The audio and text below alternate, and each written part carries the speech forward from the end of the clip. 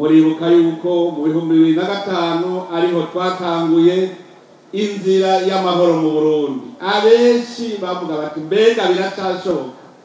Yemwe ndibuke twese twavuga tuti nimukundane, abandi bati biracashoboka, tuti ibidashobokeye abantu bishobokera Imana.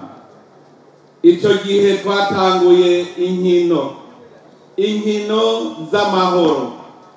Izo nkino zirahuza abarundi, zirahuza urwaruka, turava muri vya vyiyumviro vy'injyane dusubira kuba abarundi b'umutima. Niho rero sogokuru wacu Petero Nkurunziza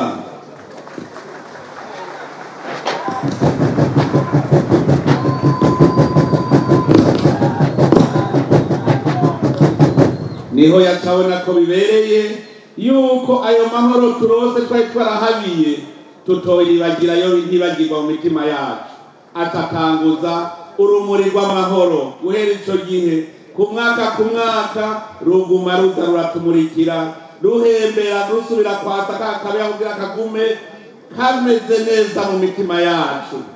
None nagira ndabasabe ko iyo mboneza yacu sogokuru wacu Petero Nkurunziza mwova hasi tukabanza tugamwibuka tumusabira no ku Mana.